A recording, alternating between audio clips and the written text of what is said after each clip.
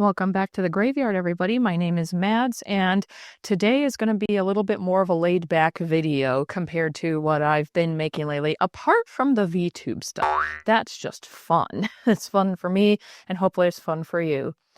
I have encountered quite a few weird internet stories over the past couple of weeks, and I was sitting here trying to figure out how am I going to get this many videos done when there are holidays coming up. I'm going to have to travel soon and stuff. So I was like, okay, I don't have time to sit here and make like 5 different videos.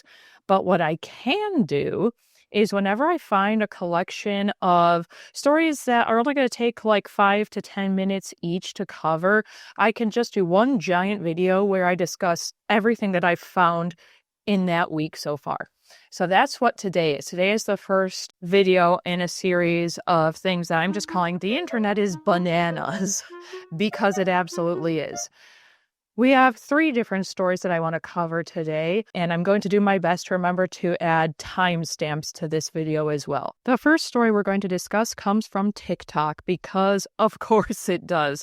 Although, a quick little note about TikTok. TikTok gets a lot of heat, especially by YouTubers, for being an absolute cesspool and like the worst possible social media platform. Oh, everything is so negative and terrible there, but like, it's really not true. I mean, if you are seeing nothing but negative stuff on TikTok, it's because that's all you're interacting with. The way their algorithm works is supposed to work for you. Whatever you and your followers are interacting with, that's the kind of content you get. So if you're like, oh, I'm getting is like horrible people on my TikTok and stuff, you might want to do a little introspection on what you're looking up on there. Also, every single social media platform on the planet has issues. Every social media platform has some of the worst people on the planet and some of the best people on the planet. So just keep that in mind when you're critiquing social media. Like, anyone can use it.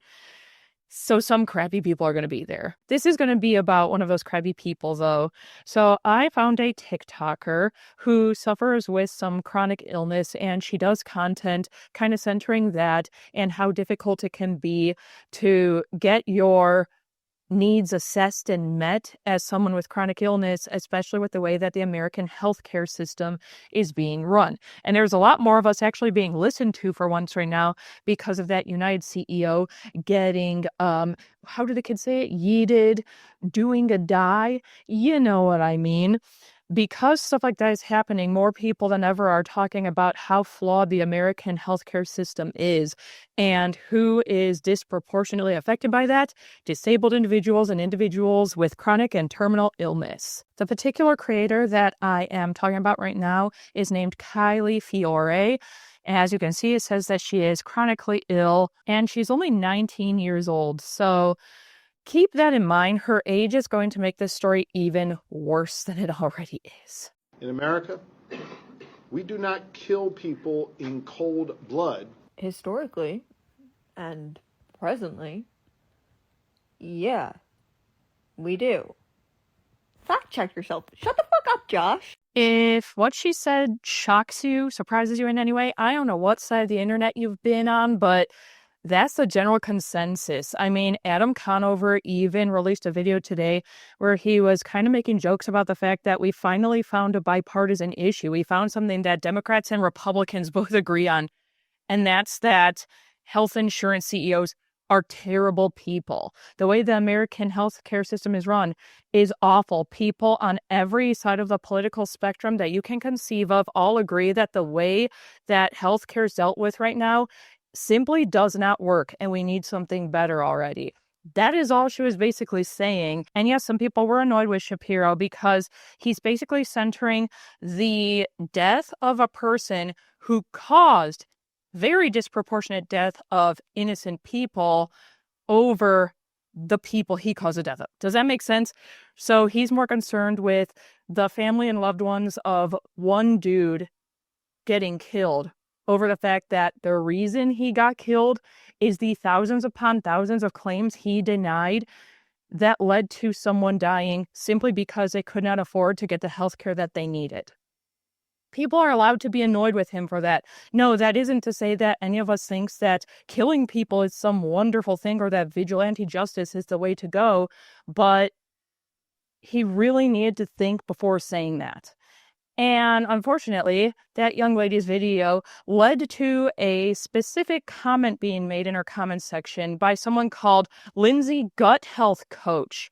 As you can see by her profile, Lindsay basically claims to be some kind of mental health advocate and claims that by doing specific plant-based things, you can magically heal all of your gut health issues, which is already pseudoscience. Like, I'm sorry, but it is.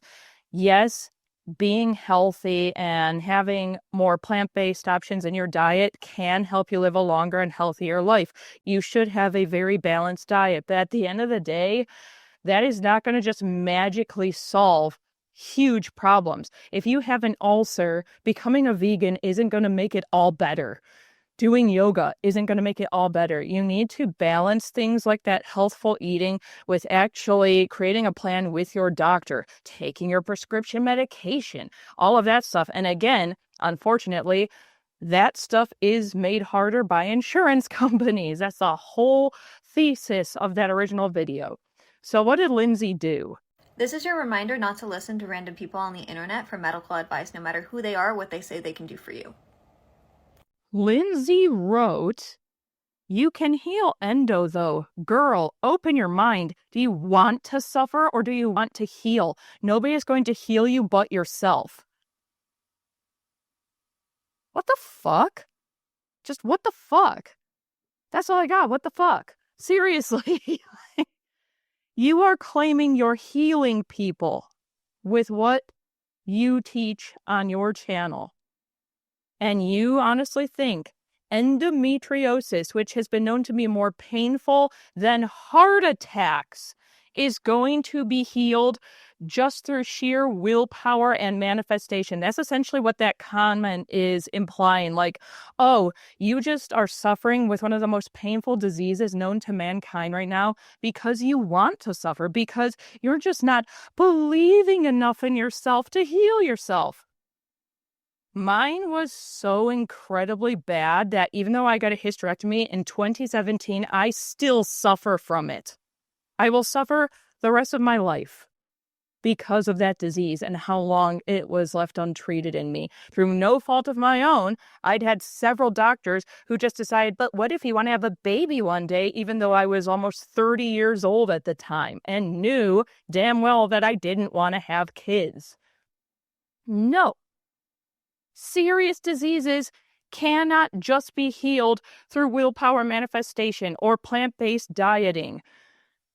Unfortunately, endometriosis can't be healed at all. It can be treated. You can get certain medications. You can change your diet and your exercise routine.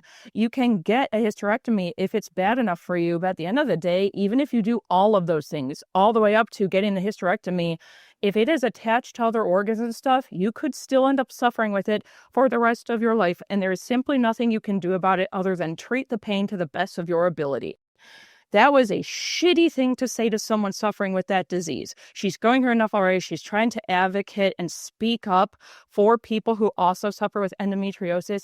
And this fucking bitch is in her comment section, a 19-year-old's comment section. She is young. She has a long road ahead of her of suffering through this painful disease. And you're saying, open your mind. Do you want to suffer? Do you want to heal? Go fuck yourself, which is pretty much what Kylie here said to her. Oh, but Lindsay wasn't done yet. The comment section ratioed her into the ground after that response. Pretty much everybody was on Kylie's side. They were all just like, what the hell is actually wrong with this bitch? She is evil. What's wrong with her? I am going to read some of the comments I saw right now. I've had people tell me changing my diet can cure my asthma because inflammation. Are people well out here? This is the problem with pseudoscience and the fact that everyone thinks that you can just do independent research on the internet and become a doctor that way, pretty much. Wow. This comment reminds me of when I had an anxiety attack at a summer camp, and the nurse said I need to think positively and asked me if I want to be on medication forever. I hope you slapped that hoe. I had family tell me I don't need to be taking all that medication. I do need to take it every day and night for the remainder of my life, or my body will reject the organ. People with organ transplants are dealing with idiots like this. So after she realized everyone hated her, Lindsay left another comment. Your half-assed apology means nothing when a few hours ago you posted a video encouraging people not to take their medications, which is incredibly reckless. And it seems like most of your comments aren't your best comments and that you should just retire. Maybe this line of work isn't for you because this line of work isn't work. Do you really apologize? Saying I apologize doesn't fix what you did. It doesn't change the fact that you attacked a 19-year-old girl suffering with a painful, debilitating disease that changed your quality of life and in some cases gets people fired or kicked out of school because they're taking too much time off. And you attacked her for something she cannot control. You implied that she only has a painful disease because of something that is her fault, that she just doesn't have the willpower to get rid of it. And now you just say, it wasn't the best comment, I apologize. Doesn't fix anything. Also, Lindsay's page remains unchanged. She didn't actually learn anything about this, which means she isn't really sorry because she's still convinced that just becoming vegan will fix serious diseases and stuff. And just believing in yourself, the power of friendship will cure cancer. I got to get off of this subject already, or I'm going to be on it the remainder of the video. It just really pissed me off. Don't treat people like that. The next one is sadly one that probably won't shock anyone. The Game Awards premiered last night, and it was an interesting time because during the Game Awards, they show you some trailers for stuff that's coming up in 2025. And there were quite a few different games that were going to feature a female protagonist. And one of them happened to be set in space. Now, because it's in space and these people are just trying to survive another day, obviously, she's not going to sit here worrying about making sure her hair and makeup are perfect. Same with stuff like Horizon Zero Dawn. But guess what? All these dudes were in the chat all through the live stream going, oh my God, look at all these woke games. They claimed every game with a female protagonist was woke. Alien exists. Have you guys ever sat down and watched the movie Alien? It's pretty great. It's about a lady who doesn't really give a dick about her hair or her makeup looking perfect because she doesn't want to be murdered by an alien or have her cat murdered by an alien. She's just trying to survive. She's just trying to use her ingenuity and her intelligence to keep herself and anyone else she can in her sphere from dying to a creature they know limited information about right now. And nobody cared back then. They thought Ripley was cool because she is. What the hell happened? What happened to the people who thought people like Ripley were cool-ass characters because they are?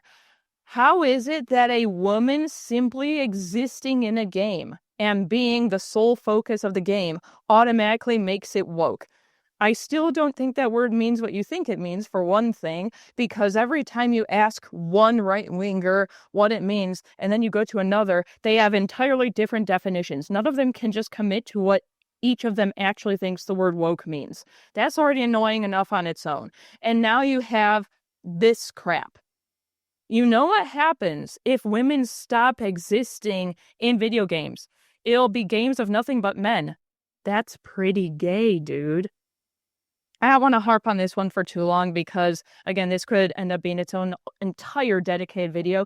It's just annoying that they hate the idea that women exist in a position of power or that they can actually be as strong as men or in some cases better than men. It's absolutely terrifying, and they're calling it woke because they're hoping that trigger word will scare big studios into not doing games like this anymore. And in some capacity, it does work sometimes. It's sad, but it does work. They care more about the almighty dollar than real, accurate representation.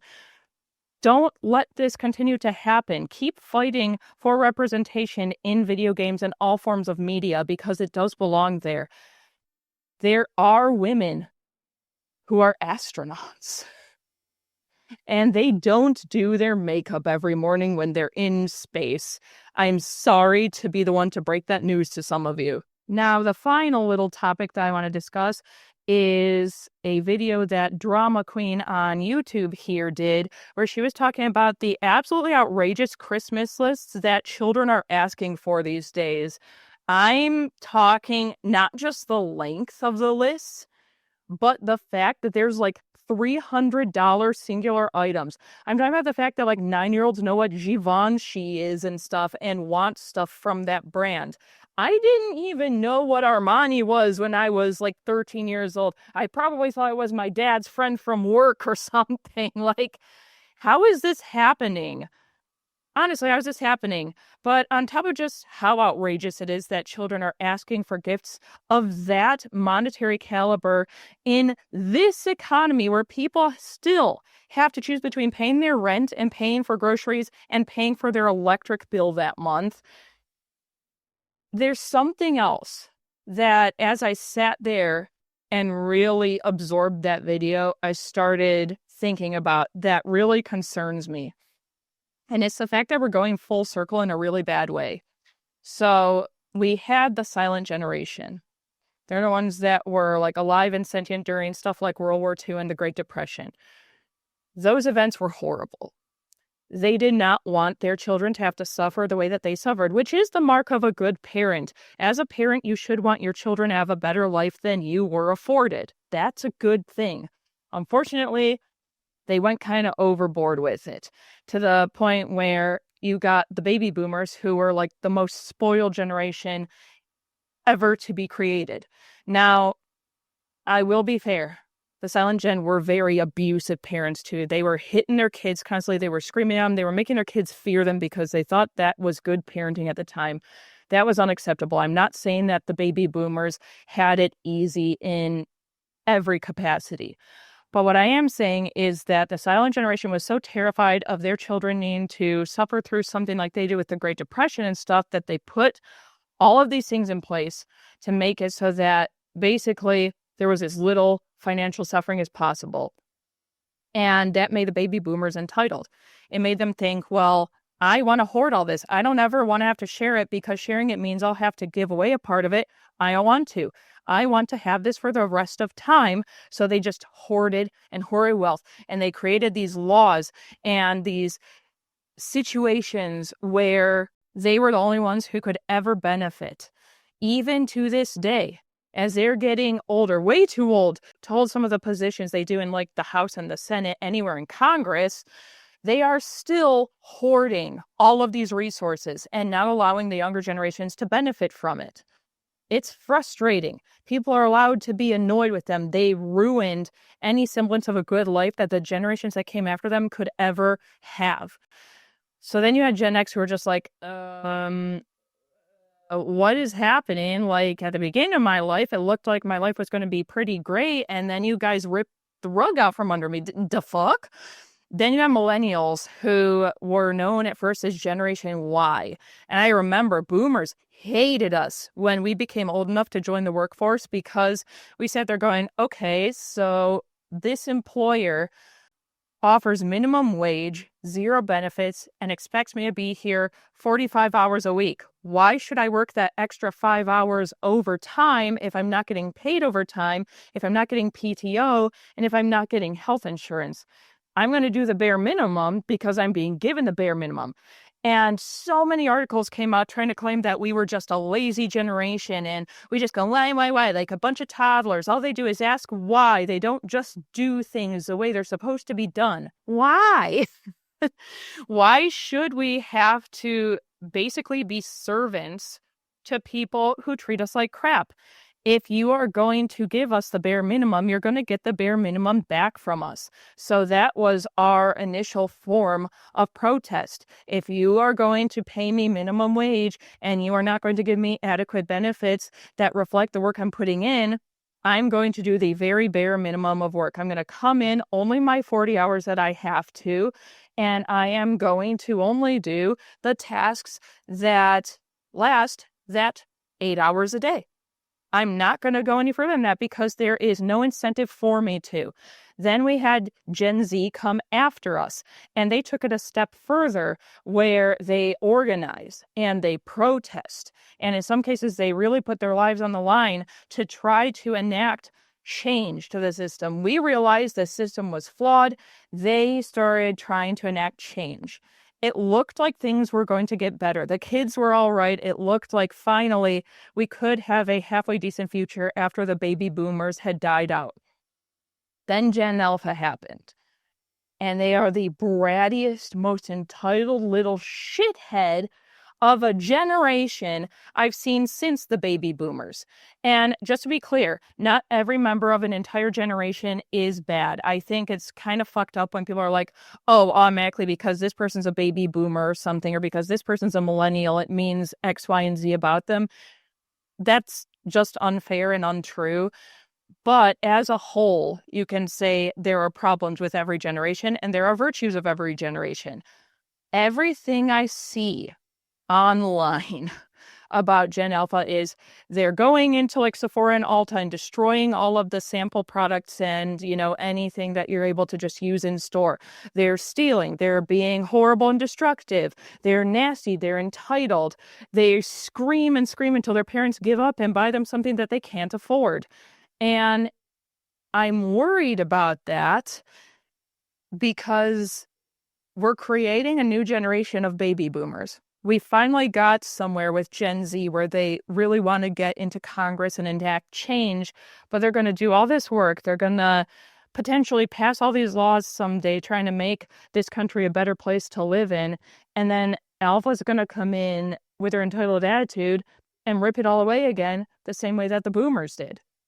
There has to be a stop to this, guys. We cannot allow this to continue on. They're still young right now. They can still learn.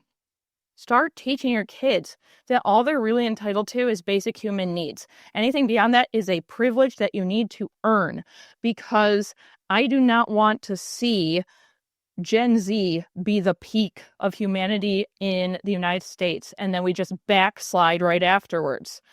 It's going to destroy all this work that generation after generation has tried to put into place. And that's not fair. People have died to try to make this country better. They've been killed in protest. They've been killed by people who just don't like them because they're a little bit different and they're marginalized. Don't make those deaths stand for nothing because you decide to raise an entitled brat. And that's another thing I want to bring up generationally.